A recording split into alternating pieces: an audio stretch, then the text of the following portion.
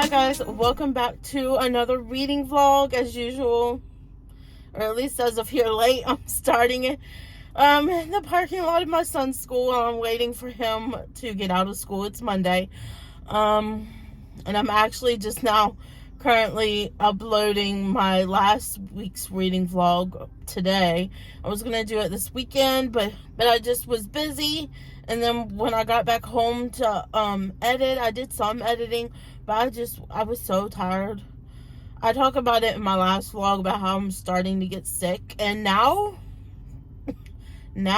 it's like my throat and then the part of my chest is like hurting right now, and it feels really sore.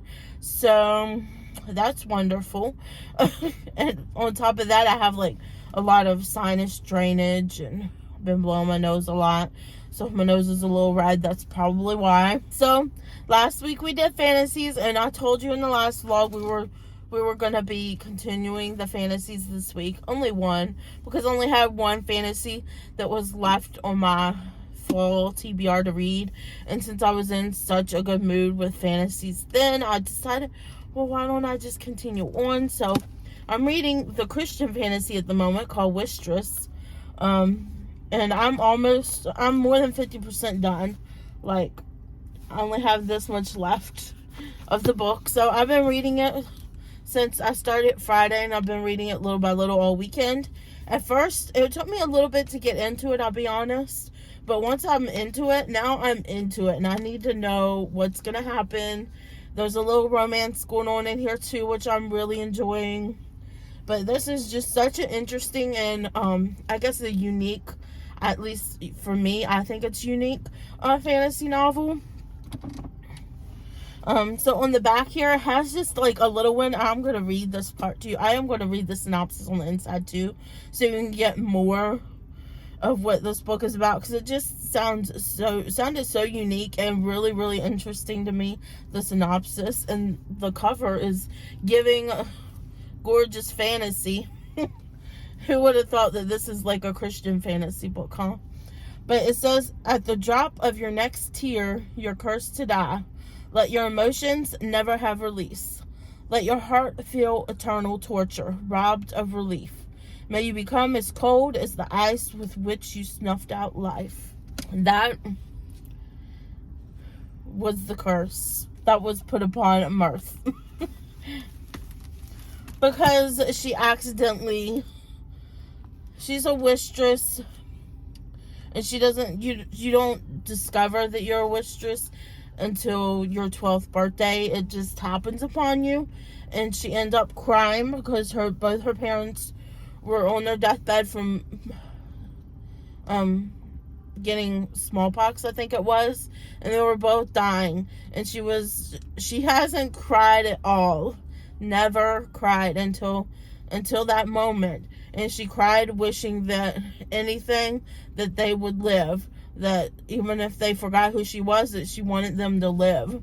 And that ended up killing her dad, but her mom lived, but she didn't remember who she was. So she ended up fleeing the house and leaving, and she has no idea where she went or anything after that happened. And then cut later on, her Oma, I think she's calling her Oma, is kind of using her for her wishes at the market. Like, it's kind of like a farmer's market where they sell stuff, and she sells bread there, but they make the bread from her tears, which are, every tear is a wish. And pretty much her Oma is selling her tears and wishes for money, and she's pretty much using her for that, and she's used to being used for her, what she can do for people, for the wishes.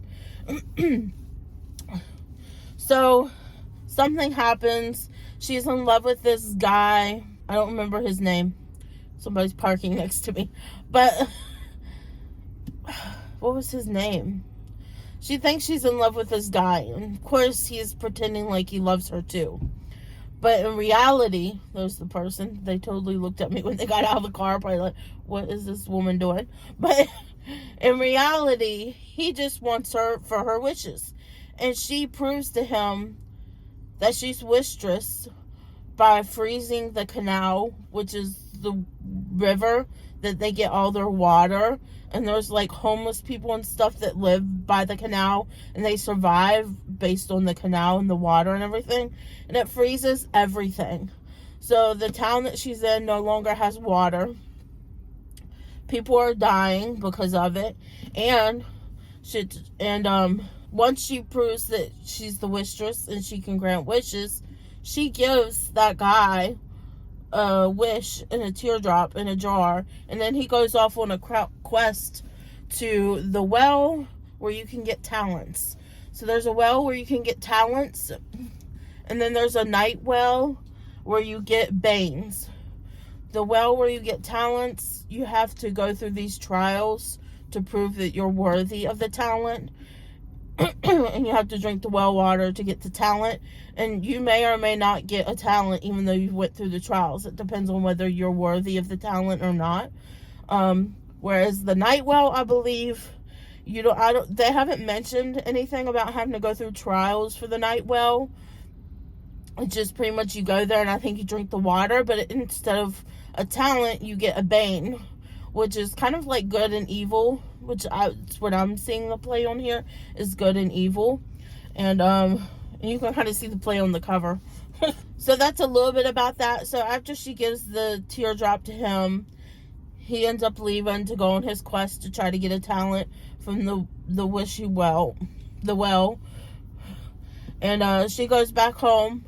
The next day, she's at the market selling bread, and this woman comes by begging for a wish. I don't remember her name, but she's begging for a wish, and she doesn't have the money to pay for the wish. But of course, I was trying to find the woman's name. It starts with the C. Scythe, something like that.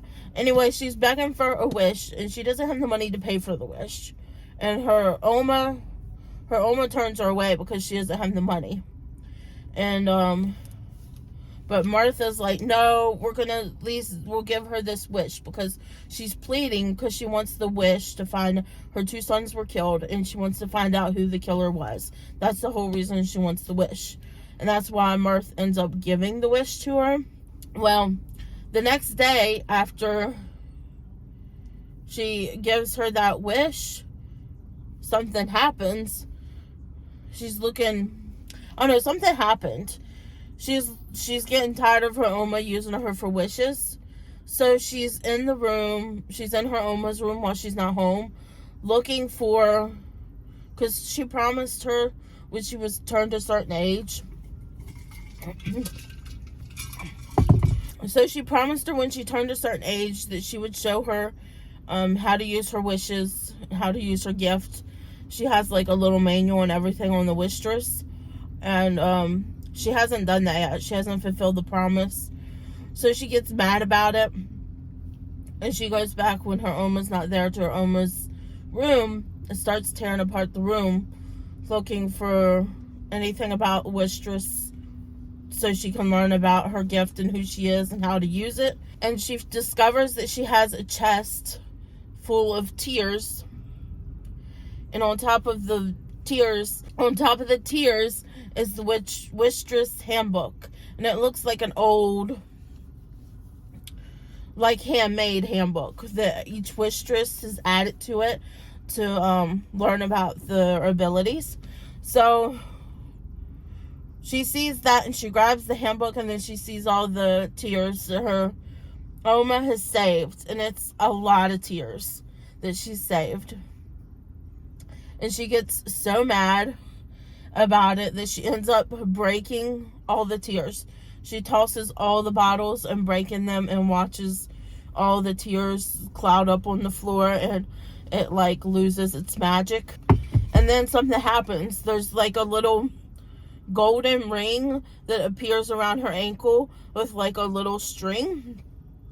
And she thinks that her Oma had enchanted her Oma, sorry if I'm a little red, I just blew my nose.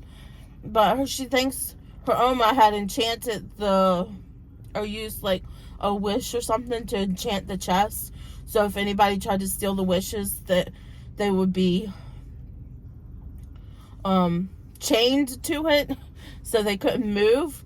And what it turns out is that woman that wanted to wish to find out who killed her 2 sons, she used the wish, and it turns out that Mirth was the one that killed her 2 sons when she froze the canal, because they were in the canal at the time when it got froze and it killed them. So that's when she comes back, Scythe, I don't remember her name, but it does start with a C, and there's a Y, and there's a THE at the end. So she comes back, and she curses her, using those exact words that I was reading from the back. She curses her, so the drop of her next tear in her last wish will kill her. So pretty much she's going on the journey here to try to figure out where this well is that gives talents, so she can try. I'm gonna have to stop talking because I'm losing my voice from talking so much. I don't know if you can tell. I've been drinking a lot of water, but it's not helping. So I'm gonna try to wrap this up real quick. So she's trying to figure out a way to the well, to figure out to drink some of the water to see if the well water will get rid of her bane. Or not her bane, but her curse. The curse that she's under. She's hoping if she drinks the well water that gives talents, that it'll lift the curse on her. So I'm pretty much in that part right now where she's traveling. She's almost made it to the well, to the well that gives you talents. She's almost there. So it's been really, really good, actually. I will take a second to breathe a little bit, and then I'll read you the synopsis here, and then I'm going to go ahead and go and do a little bit of reading for you guys. I'm not going to do too much, but I do want to read a little bit in front of camera. So maybe I'll do like 5 or 10 minutes of reading in front of camera, and maybe when I get back home, if I'm at a good part, if I'm at a good part where I think things are going to be happening, I might do like 5 or 10 more minutes reading on camera. I'm finding out that, especially editing last week's vlog, that I did entirely too much reading on camera. When I added all the clips that I took with my phone reading on camera, it was over 3 hours of footage. I was like, no. That's one of the reasons why it took me longer to edit the vlog. But anyways, on the inside flap it says, she didn't ask to be the wistress. Mirth was born with the ability to turn her tears into wishes, but when a granted wish goes wrong, she is cursed. The next tear she sheds will kill her. She must travel to the well to break the curse before it can claim her life, and before the king's militarian find her. To survive the journey, Mirth must harden her heart to keep herself from crying even a single tear. He can stop time with the snap of his fingers. Bastion, which I didn't even mention him. Bastion's powerful and rare talent came in handy when he kidnapped the old king. Now the new king has a job for him. Find the wistress and deliver her to the Skolus. But Bastion needs a wish of his own. He gains Mirth's trust by promising to take her to the well.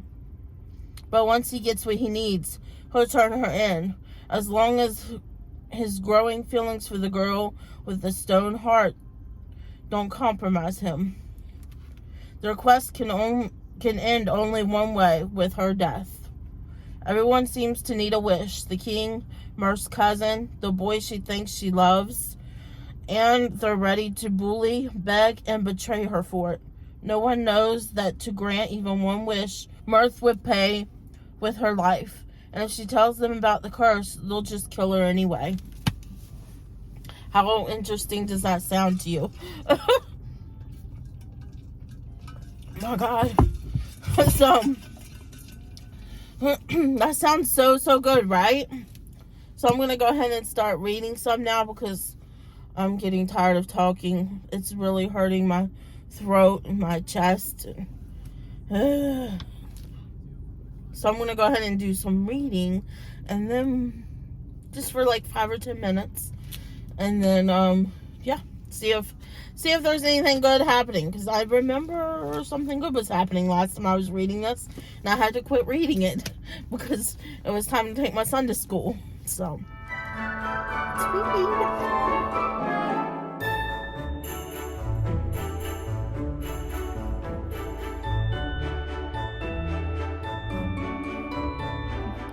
Hi guys, so it's now Tuesday morning, and I just finished the wish list this morning. After finishing it, I can see why Oceana didn't like the ending. She's the one that talked about this and got me to wanting to read this book, because it just sounds so interesting when you read the synopsis on it. So, I already pretty much told you about it and read what it's about, but the ending, it's like an open-ended ending. It's to your interpretation what happens. But the book is basically, I feel like, because it is a Christian fantasy book, and if you've read the Chronicles of Narnia series, which is also a Christian fantasy series, it's not like up in your face Christian, but it's like those elements in there that gives you like the about having faith and trusting in things. In this case, it was about having faith and trusting in the talents from the well versus the Banes. And you could tell that it was like the Bane was evil and the talent was good. It was like the talent was God and the Bane was like the devil and evil, because especially the way they described the Banes when people had them, that was like always talking to you, trying to get you to use the Bane. It's just like the devil. He's always talking to you, trying to get you to do wrong, to defy God and sin. So I do feel like it definitely had that element in here with just a little bit of magic sprinkled in, which I loved it. I really did enjoy this book. It's definitely one that if one day when we own a house and I have my own little like room with bookshelves in it, I will get this book to have on my shelf in paperback form, of course. But I would definitely add this to my shelf. I really, really enjoyed it. I give it 4 stars just because it did take me a little bit to get into it, and because my most favorite parts of the book was when we were in Mirth's perspective. And I did like it when we were in Bastion's perspective too, but there were times when we were in Corliss, and she's kind of like the evil person in here. She's the one that's cursing people, because her bane is that she can put curses on people. And she cursed Mirth to where if she cried and did one last wish, she would die. So, and then my goodness, I'm still sick. And then in the end, well, I don't want to tell you that. I don't want to tell you in the end. But I definitely think it's a book you should read. I recommend it. If you love fantasy books, I think you would like it. It's just a standalone fantasy. But like I said, it has an open ending to your interpretation. The ending to me was just about having faith and trusting that God will see you through your troubles, and to always look to Him and pray and have faith in Him, and He'll see you through. And that's pretty much the way it ended, was about them having faith and trusting in their talent, that it'll see them through and they'll be able to figure a way out. So I really enjoyed the ending. I don't have problems with open-ended books, though. I really liked Verity, and that was kind of open-ended to your interpretation of what you thought the truth was. So, yeah, I really, really enjoyed that. The next book, that I'm moving on to this week is from Carly Fortune, and this is Meet Me at the Lake. This is kind of like a summary book for my winter TBR. This is starting out my winter TBR now. The Wistress was on my fall TBR. So now I'm starting out on my winter TBR, and I'm going to be reading Meet Me at the Lake by Carly Fortune. And I loved Every Summer After, which was her first book. This is her second book. And I have heard mixed reviews that people didn't really like this one as much as they liked her first book. I'll read you the synopsis on it, but it sounds like something that I would like. It says, "You and me in 1 year, don't let me down." Fern Brookbanks has wasted far too much of her adult life thinking about Will Baxter. She spent just 24 hours in her early 20s with the aggravatingly attractive and idyllic artist, a chance encounter that sprouted into a day-long adventure in the city. The timing was wrong, but their connection was undeniable. They shared every secret, every dream, and made a pact to meet again 1 year later. Fern showed up, but Will didn't. At 32, Fern's life doesn't look at all how she once imagined it would. Instead of living in the city, Fern's back home, running her mother's lakeside resort, something Fern vowed never to do. The place is in disarray, her ex-boyfriend is the manager, and Fern doesn't know where to begin. She needs a plan, a lifeline. To her surprise, it comes in the form of Will, who arrives 9 years late, suitcase in tow, and an offer to help on his lips. Will may be the only person who understands what Fern's going through, but how can she possibly trust this expensive, suit-wearing mirage who seems nothing like the young man she met all those years ago? Will is hiding something, and Fern's not sure she wants to know what it is. But 10 years ago, Will Baxter rescued Fern. Can she do the same for him now?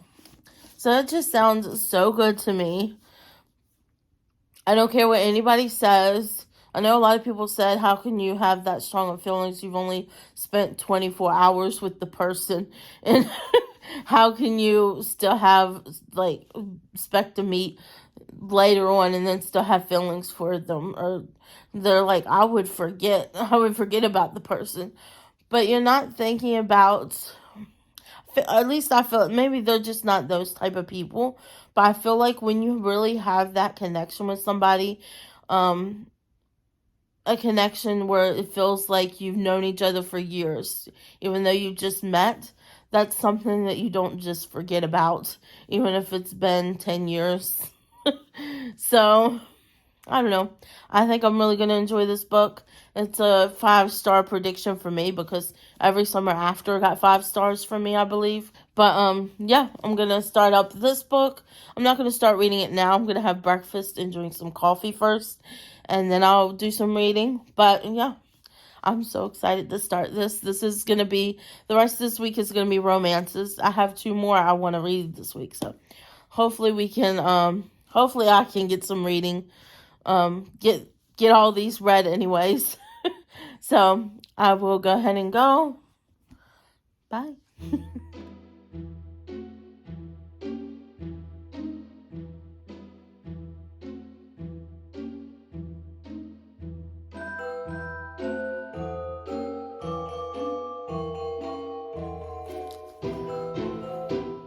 So I finally finished this book, Meet Me at the Lake.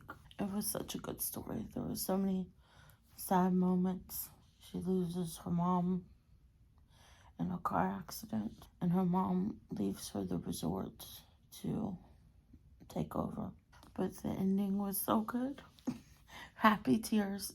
You see me crying there. Happy tears at the end. It's such a sweet moment. I think it was just as good as Every Summer After.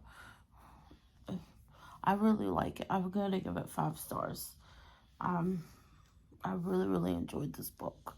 I think if you haven't read it, or if you're about reading it because of other people's reviews, I think it was just as good as Every Summer After.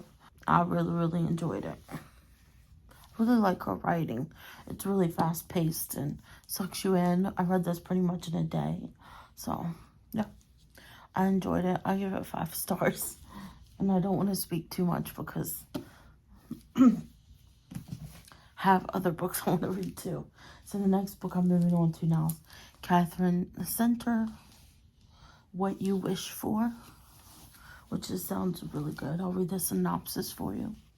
It says, Samantha Casey is a school librarian who loves her job, the kids, and her school family with passion and a joy for living.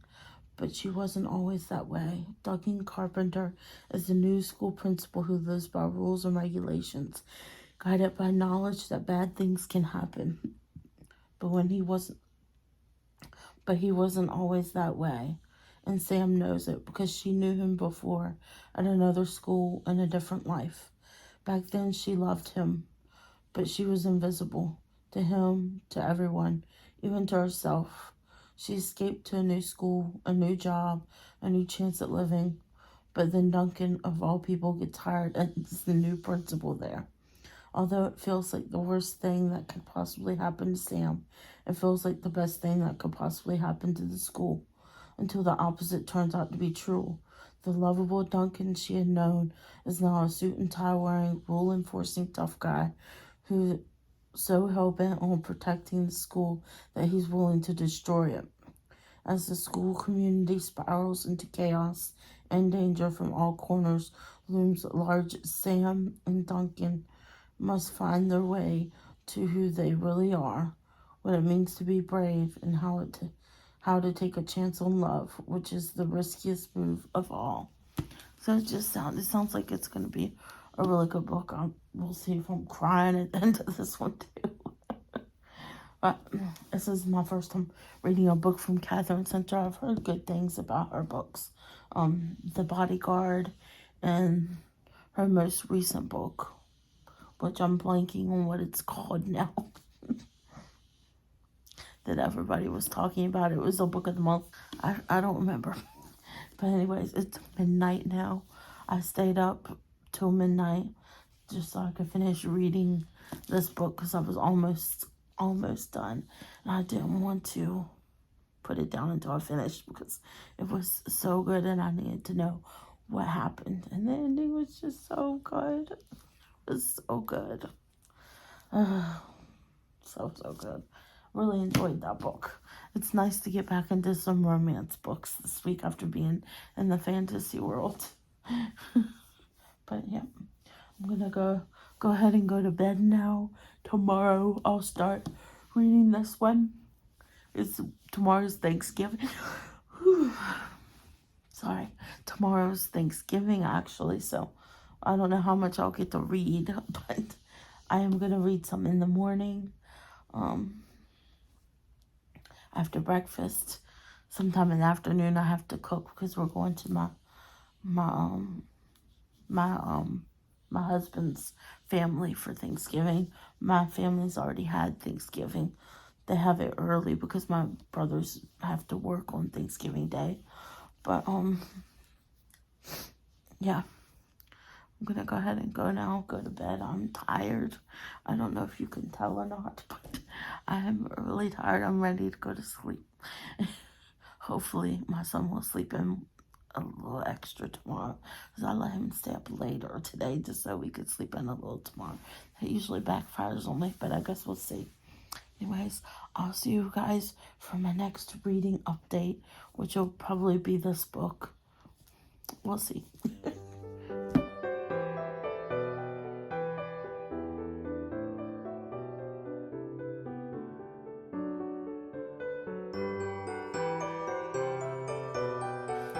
This book was so good. I've never had the urge to annotate or highlight anything in a book, but there were so many places where I wanted to do that in this book. So I might have to pick this book up and actually reread it and do that because there were so many good like little sayings in here and everything. So this pretty much focuses around Samantha. She's a librarian at a school she was a librarian at the school where she had a crush on another teacher. His name was Duncan because he was always they worked at elementary school, so he was always doing things to make the kids laugh and smile. And she noticed him, but when she was there, she said she tried to do everything to just blend in and to be in the background. But she had a crush on Duncan. Pretty much she was in love with him, and she thought that he never noticed her until one night he asked her to watch his cat while he went on vacation with his girlfriend at the time, and she read his diary. Really, it was like a journal, and he left it open on the counter. She was even using metal tongs to turn the pages so she wouldn't leave fingerprints. She said in that moment, that's when she realized she was crazy and she had gone too far. So she ended up quitting the school and moving away to a different school to work away from him, because she had heard that he was getting engaged to that woman, and she said she couldn't do it anymore, that it was too much. And then I want to say it was a couple years after she had been at her new school, the principal there had ended up, they were having, everybody loved the principal. He was pretty much like what Duncan was at the school that she was at before. He always made the kids laugh and smile and everything. And so they were throwing him a birthday party, and he ended up dying at the birthday party. He in front of everybody, the whole school, because they all got together to throw him this birthday party because he was so loved. And so they replaced him with Duncan. And she's freaking out about it. But then because she was in love with him, and she was like, oh no, I left because I was in love with him, and now he's coming here. And then she was telling all the teachers at night that, oh, he's so awesome, and telling about all the things that he used to do with the kids at the other school when she worked with him and everything. And everybody was getting so excited because they thought, well, the worst thing that can happen is if they lost their last principal, which his name was Max, that they could at least get the next one be just as good, and not be as bad. But then when Duncan shows up, clearly something had happened to him. He had completely changed.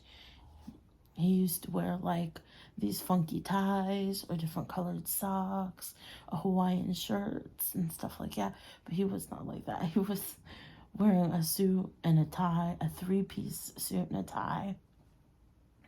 And he comes with the first meeting talking about how he's gonna up the security at the school because security is lacking, and the security guard was sleeping when he got there.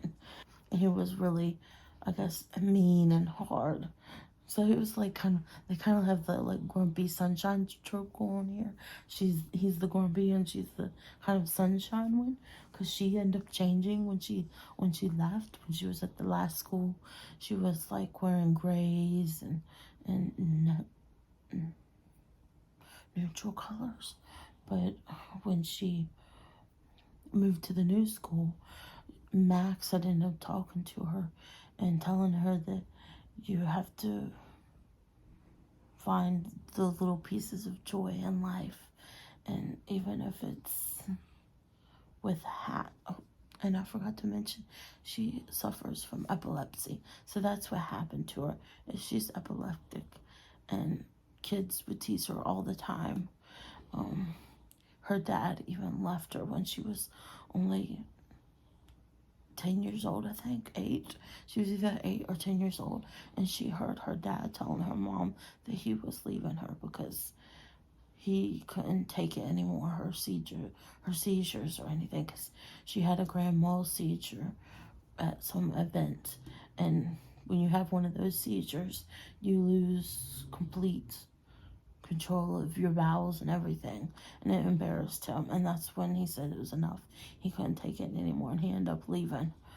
And then after he left, 2 years later, her mom died, and her dad wouldn't take her, so she had to stay with her aunt and so she grew up with her aunt. And she said eventually her seizures just stopped happening. She thought she was cured. But then when she came to this new school, she was driving and she had a seizure, got in an accident, and she was so embarrassed she didn't want to go to school the next day, that's when Max, the principal at the time, came to talk to her and was telling her, brought her this colorful hat with a bunch of flowers on it, and told her that, and that was like one of the moments I would have liked to highlight or annotate, was he was talking about how you have to find the joy in life, and even in the small things, something that makes you happy, doing that every day, and it adds up to the big things, you know? The little things add up, and if you find a little bit of joy every day in something that you love, then it helps fight the darkness. And I love that about that. I feel like this is a book everybody needs to read, especially if you have, I don't know, it just was very inspiring. A lot of the quotes in here about finding the joy in the darkness every day, finding something that gives you joy and doing it. It just felt very inspiring. I do have to say that it does have talks about a school shooting in this book, so I guess that could be a trigger warning to some people, because school shootings are terrible. And it does, like, it's near the end of the book that we find out about the school shooting, and we hear a little bit about what happens, and it made me cry. That part made me really cry because it was really sad. But I love the overall note of this book, and like I said about finding the joy and every day doing something that gives you joy. But yeah, this is 5 stars for me. Clearly, I really love Catherine Center's writing. So good. It sucks you in. It's so funny because when I first read this book, I read the first chapter, I was like, well, I don't know. I wasn't like really getting into it in the first chapter. The second chapter completely changed. I was sucked in from the second chapter on. It was so good. I believe that's the second chapter, is when I'm telling you about the Max was talking to her, and it was just so good. I cannot find it, but I'm telling you, this book is so good. Y'all need to read this. If you haven't read What You Wish For by Catherine Center, you need to read it. It's so good. I have just so many good quotes in here. So many good things. It's a shorter book, so it doesn't take long to read it all. I am moving on to my next book. My last book, and I'm reading another Catherine Center book, and I'm reading The Bodyguard by Catherine Center next. I'll read the synopsis for you. So it says, she's got his back. Hannah Brooke looks more like a kindergarten teacher than somebody who could kill you with a corkscrew or a ballpoint pen or a dinner napkin. But truth is, she's an executive protection agent, aka bodyguard. She just got hired to protect superstar Jack Stapleton from his middle-aged corgi breeder stalker. And it says, he's got her heart. Jack Stapleton's household name. He's captured by paparazzi on beaches the world over, and famous for, among other things, rising out of the waves in all manner of clingy board shorts and glistening like a Roman deity. But a few years back, in the wake of a family tragedy, he dropped from the public eye and went off the grid. They've got a secret. When Jack's mom gets sick, he comes home to the family Texas ranch to help out. Only one catch. He doesn't want his family to know about his stalker or the bodyguard thing. So Hannah, against her will and better judgment, finds herself pretending to be Jack's girlfriend as a cover, even though her ex says no one will believe it. What could possibly go wrong? Hannah hardly believes it herself, but the more time she spends with Jack, the more real it starts to seem. And therein lies the heartbreak, because it's easy for Hannah to protect Jack, but protecting her own long-neglected heart, that's the hardest thing she's ever done.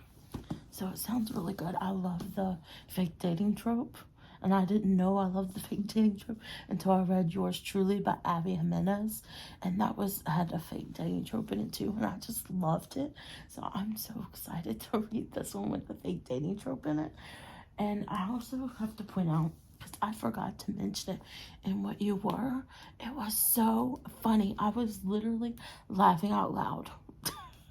I was literally laughing out loud at a lot of the things in this book. Because at one point, they're like blackmailing Duncan to try to, because once they find out, like, literally what's happened to him and why he's the way he is, why he's so stern and wanting to protect the school so fiercely, once they figure out why. And she finds out why, because he has a surgery, some cryo surgery, and he asked her to drive him home from the surgery, to back to his hotel, because somebody needs to stay with him because he's gonna be out of it. And he doesn't realize that she has epilepsy and she can't drive. So she says, well, I'll just get a driving service. I'll just get a driver that can come pick you up and take us back to your place.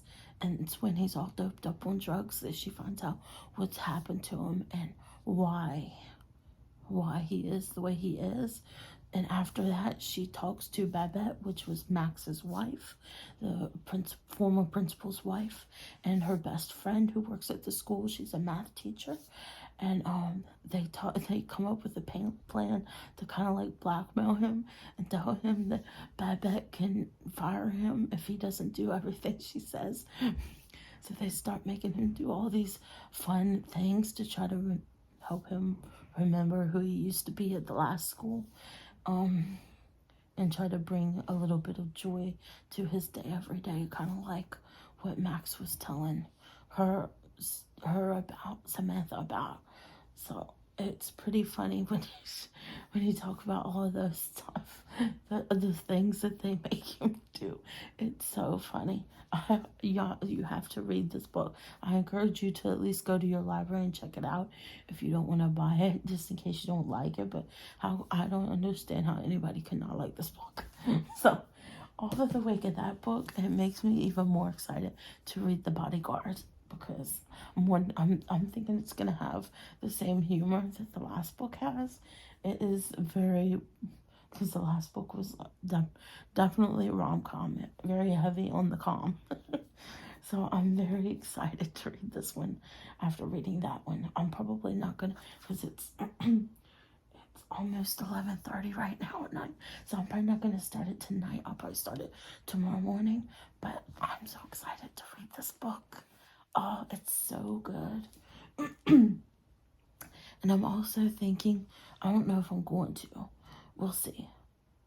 It depends on how long it takes me to read this, because it is Saturday now. And normally I like to post my weekly reading vlogs on Friday or Saturday. And it's going to be Sunday in 30 minutes. So I don't think I'm going to finish this enough unless I work really hard to read it tomorrow and I post my reading vlog on Monday. But I don't know if I want to do that or not. I'm thinking about just doing like a 2 weeks of reading vlog now and reading this and then 3 other books, and just posting next week a 2 weeks reading vlog, weekly reading vlog of my books, because there's so many books that I have to read, and it's getting time for me to my books to start come available for my December reading, because in December I want to try to read all Christmas themed books. So I have a bunch of books that I put on hold, and hopefully I can get most of them. I might not get some of them until January, but we'll see, because some of them do have some holds on them. Like, I'm the 3rd or 4th or 5th person in line. I think one of them, I'm like the 6th or 7th person in line waiting for it. So it's like a lot of people are checking out Christmas books now, but not as many as regular books, because it took me forever to get some of these books. But anyways, I'm going to go ahead and let y'all go now because this has already been 36 minutes. As I'm talking right now, I am going to cut out a lot of it because I had to, the end of this book, I had to at least get some footage of me reading it because I was loving the book that much. So much so that I know I'm going to buy this book at least. And I also know that I'm going to read every single book that she has put out. I have the latest one on hold at the library. And I'm in line to get it. I keep forgetting what it's called, but it's a blue cover. It's a blue cover like this, but it has a couple on the cover like this. So I'm waiting for that to come available. I feel like it's called Center Stage or something, but I'm waiting for that to become available. But I end up putting all my books that aren't Christmas books. Well, I deleted most of them and put them on my just on my wish list that I have on there. But I end up with some of them, like this one. The other one, I have this and all my Freida McFadden books I put on there because I love Freida McFadden's writing and want to read all her books too. I've just put them off until December, until January is when I have them on hold. The hold paused until January, and then I'll either get them or I'll have to still wait. It depends on how long, however many people, if there's a lot of people in front of me in line. But yeah, I'm going to go ahead and go now. Hopefully I'll be able to get you a little clip of me reading some of this. We'll see. Maybe tomorrow night I'll take a little clip of me reading this. Because on the weekends, especially, it's taking me a little bit longer to read now because it's Thanksgiving week. And my son's not been in school. And my husband's also been off of work some because of the holiday. So that's one of the reasons why I haven't gotten as much reading done as I normally do because we've been busy with holiday stuff. But I'm still reading a lot more than I normally do because small books. But yeah, anyways, I'm going to go. And I'll see you guys next time, hopefully reading a little bit of my book.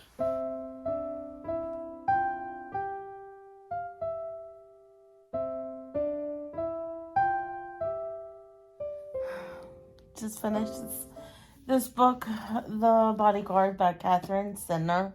This book was so good. I loved it so much. It centers around Hannah, who is a professional bodyguard.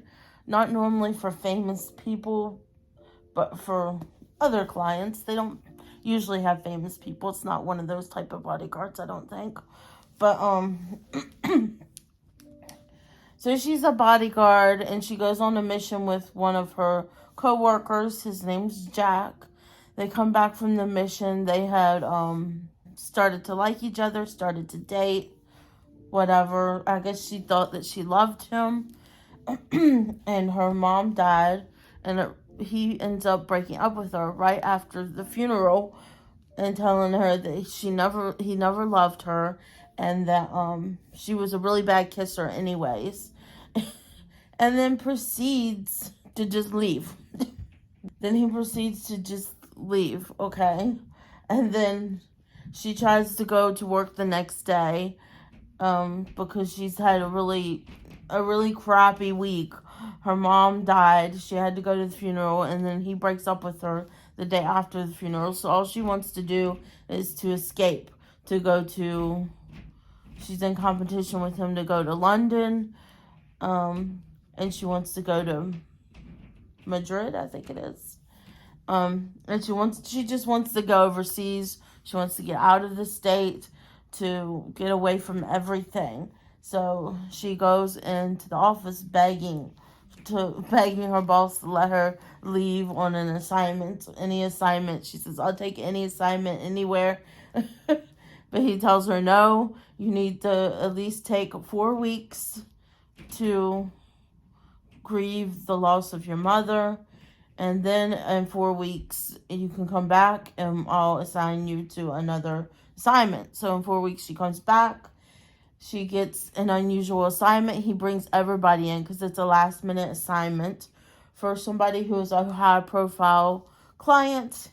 and it turns out to be Jack Stapleton, this really famous movie star that everybody's known for, and he's back in the state of Texas because that's where he's originally from, and his family lives in Texas. Turns out that his mom had cancer and had to have surgery to have it removed. So he's back in town for that. And he's going to stay in town until she recovers, has surgery and recovers from surgery. Till after Thanksgiving, I think she's supposed to leave.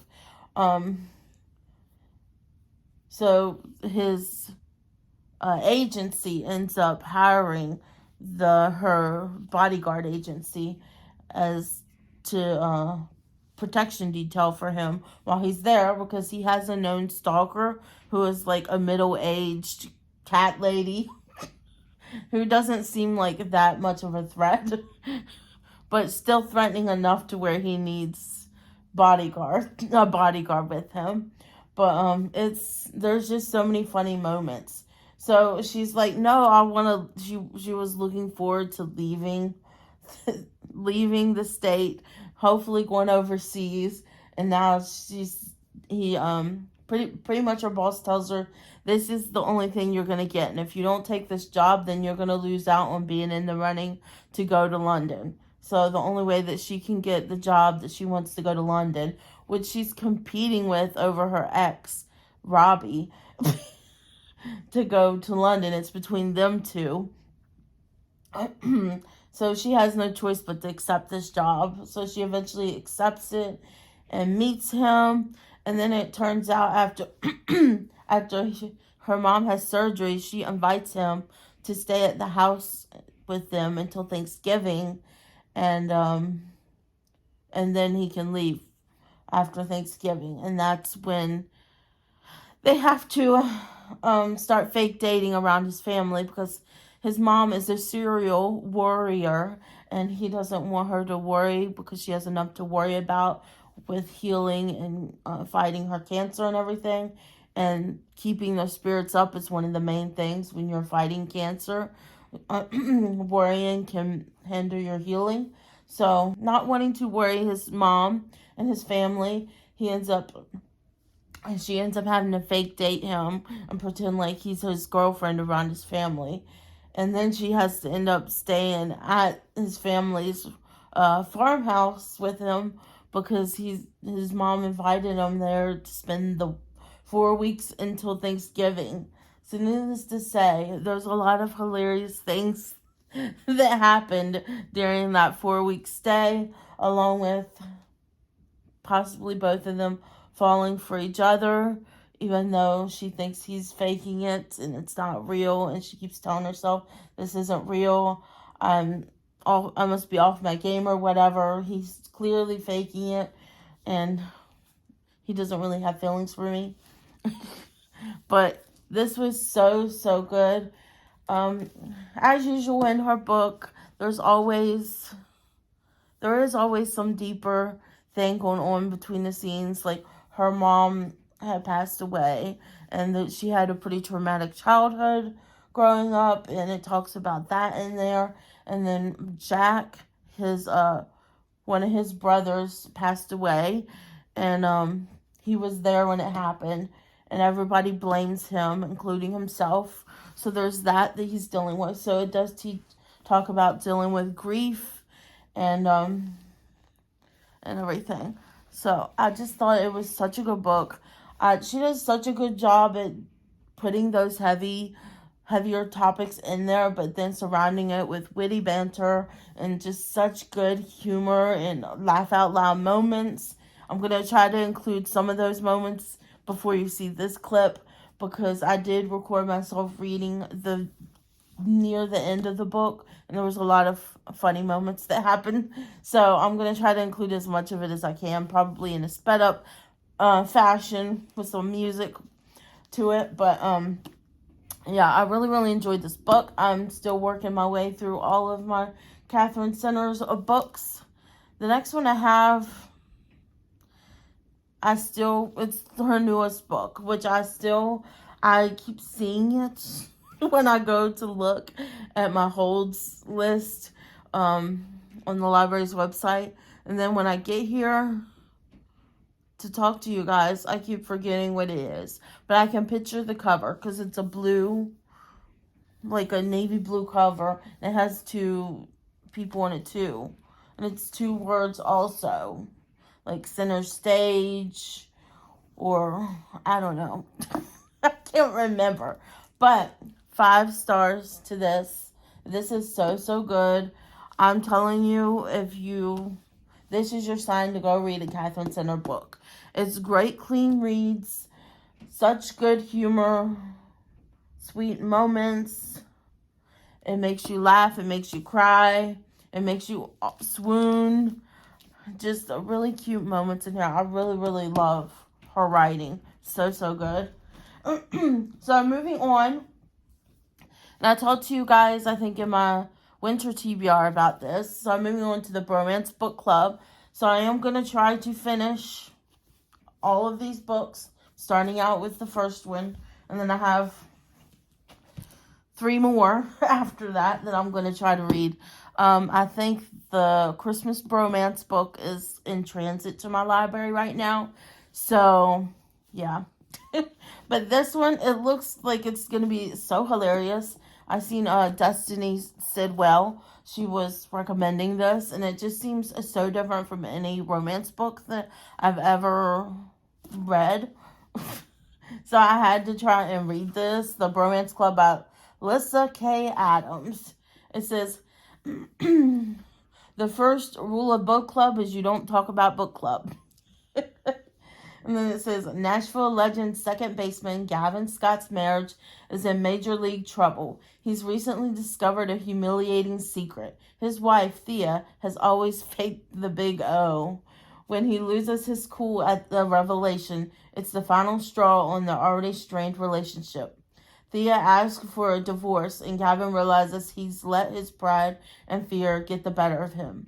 Welcome to the Bromance Book Club. Distraught and desperate, Gavin finds help from an unlikely source, a secret romance book club made up of Nashville's top alpha men. With the help of their current read, a steamy Regency novel titled Courting the Countess, the guys coach Gavin on saving his marriage. But it will take a lot more than flowery words and grand gestures for this hapless Romeo to find his inner hero and win back the trust of his wife. So how freaking hilarious does that sound like it's going to be? So I'm hoping that this is just as good as the Catherine Center books with the hilariousness. I feel like this is going to be so funny. This is, I think, a little bit longer than the books I've been reading. Yeah, it has 339 pages, it looks like. So it is a little bit longer, but the writing looks a little bit bigger. So, yeah. I'm very excited to read this. I hope it's just a cute, a funny, cheesy romance. I have a feeling him trying to win her back. I wonder if she's going to find out that he's a part of the Bromance Book Club. I can't wait to find out, but I'm going to probably start this book when I go to pick up my son. I'm going to go try to make me some lunch because it's almost time for me to leave to pick up my son. I couldn't stop reading the dang Catherine Center, the Bodyguard book. That book was so good. I came back to the house after I just came back from going to the library. I returned all my books and picked up all the books that came in for my December month. Because for the whole month of December, I want to do reading Christmas books. And I not only have like Christmas rom-coms and really cute, sweet Christmas stories, I have a few like thrillers in there and a cozy mystery. It'll be my first cozy mystery that I read. So I'm very excited for all of these books that I'm going to be reading come December. But I have 4 books to get through until then. And you will have to look out for it because probably after this video, you'll probably have the my December TBR, all the Christmas books I plan to read in the month of December. And there's even ones that haven't even came in yet that I want to read. I think there's probably quite literally enough on my holds list for me to read through December and January. which I might do that. Read them through December and January. We'll see.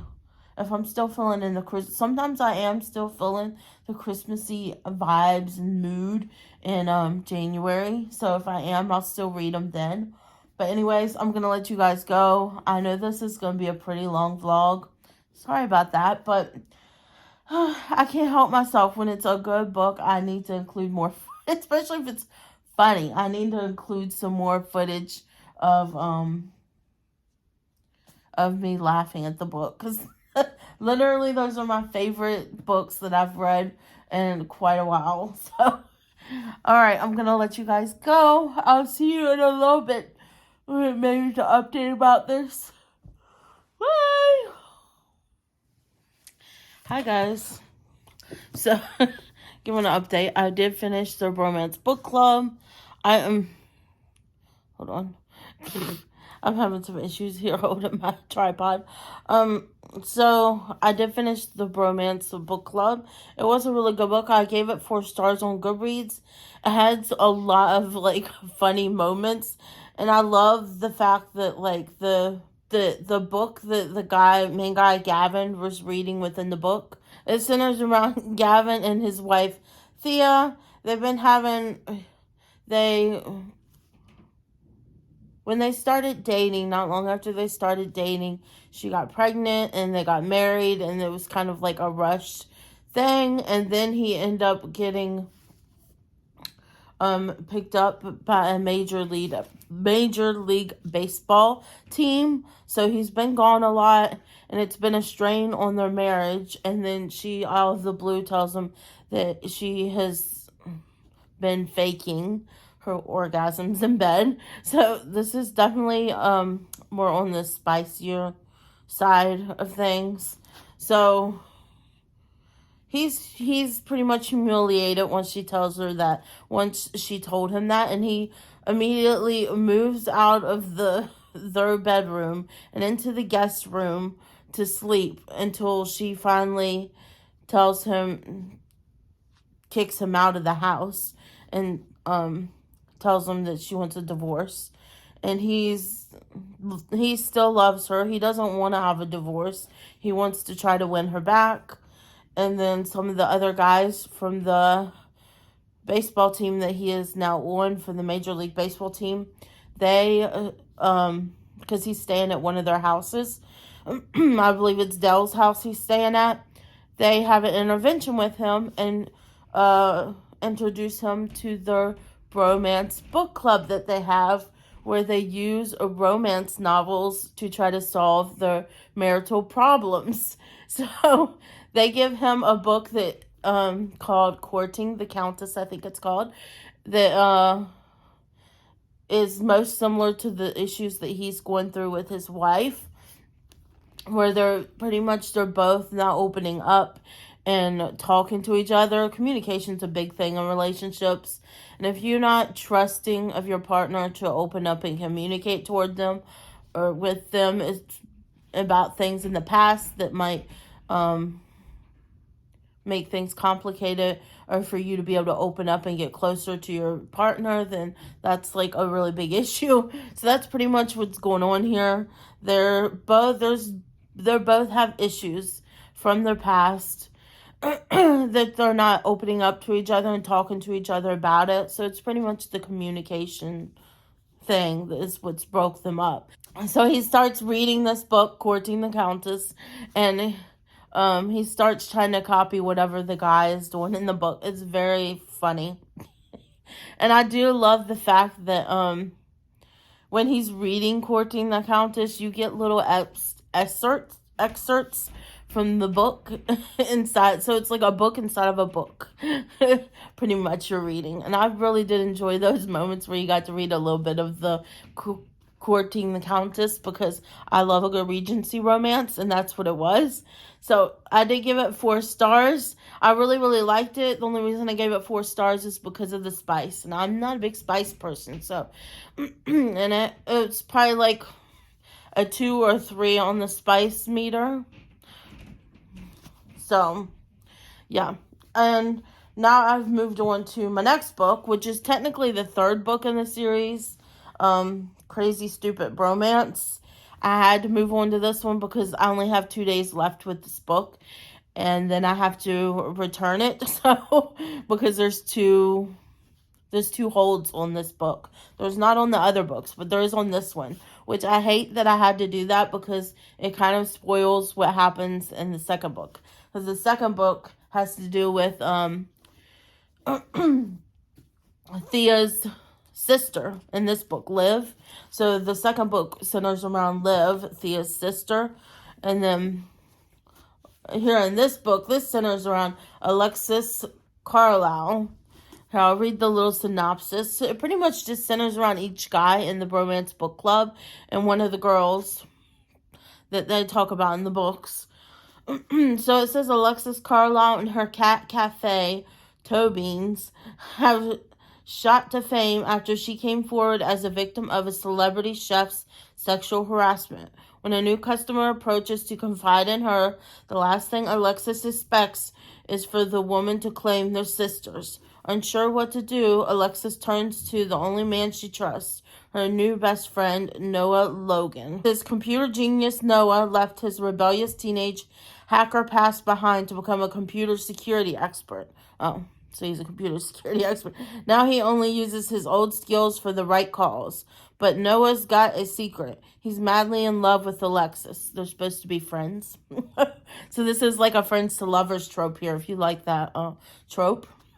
When she asks for his help, he wonders if the timing will ever be right to confess his crush. Noah's pals in the Bromance Book Club are more than willing to share their beloved manuals to help him go from bud to boyfriend, but he must decide if telling the truth is worth risking the best friendship he's ever had. So this sounds so good. It's a friends to lovers. I cannot wait to get more into the book. I've only read the first couple chapters, I believe. What chapter am I on? I'm on chapter 4, so I've read 3 chapters so far. It is really good so far. Only thing I've seen is that I've only seen about Alexis. I've seen a little bit about Noah, but it's mainly been about Alexis and in her cafe. There is this woman. It's the woman that they're talking about, the new customer. She came in and she was offering her coffee and some pastries to try and get her to open up, because she says that most people who come in because they've been abused are a little skittish. So, and she did end up running off not long after she started talking to her, because her somebody came up to her and started talking to her, and it scared her off. And so that's pretty much where it ended. And I need to read more, which I plan on reading more. I'm hoping to finish this by tomorrow. These are really quick, easy reads. I feel like you do get sucked in when you start reading them. You do get sucked in, and they go by pretty fast for me. The last one I read within like a day and a half, so I feel like I can probably do the same with the rest of them. And I do. I seen the library sent me a text message letting me know that the Christmas book is now on the hold shelf for me. So I'm going to go pick that up probably tomorrow. I'll go to the library and pick that up. And that way I can do my video for my Christmas library TBR, because it'll probably be Christmas in January, to be honest. I have so many Christmas books I added to my library TBR that it's probably going to take me 2 months to get through all the Christmas books, to be honest. Hopefully I'll be able to get through them all, but most of the ones I have don't have holds on them, because I did a big pickup the other day for my Christmas library books that I got, and it was like 14 books. So most of them don't have holds on them. There's only one that has holds on it, so I'm probably gonna read that one first, and I'll let y'all know when I do the video. But most of them I have or I picked up they're not really that long. They're like shorter books, so maybe I'll be able to read a little bit more if it's a shorter book. But yeah, I'm gonna go ahead. I'm gonna go ahead and get going. I don't know if I'm going to get any clips of me reading this or not. I feel like I haven't, especially with the first one. We'll see. It depends on whether I have any strong reactions while I'm reading the book.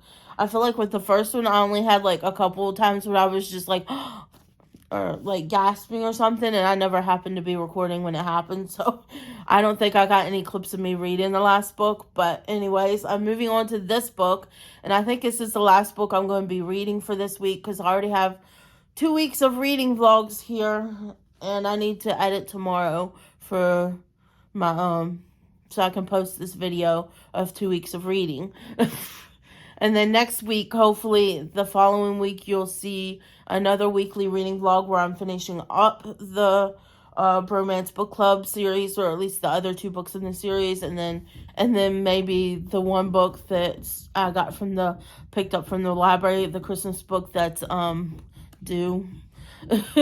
But it's more of a Christmas or wintry suspense book, so I will be looking forward to having like something a little bit different to read. So, but I am really enjoying this. I think it's really cute. I think it's probably gonna end up being maybe a 4-star series for me. I love them, and I'm really entertained by them, but it's not something I'm thinking about afterwards. You know what? That's a lie, because I have thought about this, the Bromance Book Club, the first one. I have thought about it afterwards, but that's mainly because it has to do with marriage and stuff like that, and I'm married, so of course that one has connected to me more. I've connected more to that one, so we'll see. Anyways, I'm going to go ahead and go because I've already blabbered on long enough. So, yep, I'll see you guys maybe when I'm finished the book to let you know what I think of this one. Hi, guys. So, I'm back. I have finished this crazy, stupid bromance book. Like I said, I would come back when it was finished. This is also going to be at the end of this vlog. But, so I'm going to have to, probably the next vlog will have the rest of the Bromance Book Club series, because the, Christmas bromance, I forget what the name of it is, but there's a Christmas one. It's the very last one in the series, actually came available for me, so I'm going to go pick it up today. So,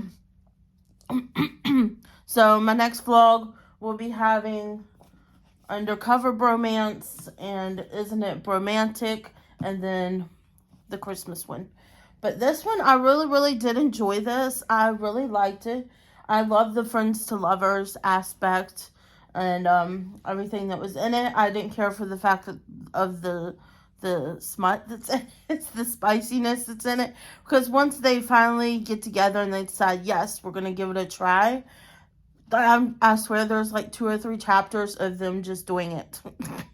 And I don't really need that much in my book. Like, what was the point of that? You could have just made it like closed door or whatever, so you at least knew that they were enjoying each other, but you didn't need to put all that in there, I didn't think. So that's why this series pretty much is a 4-star series for me. If it didn't have all the smut and spiciness in it, it would be a 5-star series for me. So I usually just skip over those parts, though. It was just kind of annoying that it was like straight 2 or 3 chapters of them just being in the hotel room doing it. But I really did enjoy this. It does talk about sexual harassment because the book club owner was sexually harassed in this book. So, and she came forward because it was against somebody who was like a really famous chef. And turns out, so she was one of the ones that came forward against him to implicate him. That way he wouldn't do it against other women who worked for him. So, yeah. And then that was pretty much just about it. This was about Alexis and Noah. So, Noah's part of the Bromance Book Club. Alexis, he's been friends with for years, but they've never taken it beyond friendship. But they both have feelings for each other, and they're hesitant on whether to tell each other because they don't want it to ruin their friendship. But yeah, it was a good book. I really enjoyed it. The laughs. The funniest part of these books is the Russian. He's kind of like the comedic relief throughout all these books. And I know that the next book after this one, because this one is the third book in the series, I skipped over the second one to read the third book because this one I have to take back to the library today because it's due. And yeah, so my next vlog, I'm gonna be going back to the second book in the series and then reading the fourth book in the series and then the fifth. So it's a little bit out of order, but it's what I had to do because of what's due at my library. So yeah, I gave it 4 stars. I really enjoyed it. If you like the friends to lovers trope, I think you'll really enjoy the series. It is really, really funny. But if you're like a person who only wants to read clean books or clean authors, this series wouldn't be for you because it does have some spiciness or some smut in it. So yeah. That being said, that is the end of this week's vlog. I hope you guys enjoyed this vlog. You have to let me know if you've read any of these books down in the comments down below. And if you like this video, please give me a thumbs up down below. And if you're not yet subscribed, I would greatly appreciate it if you consider subscribing to this channel. And next to the subscribe button is the bell. You can ring that to be notified of all my future uploads. And I hope you guys are having a great day, night, weekend, whenever it is you're watching this. And I'll see you guys next time. Bye, guys.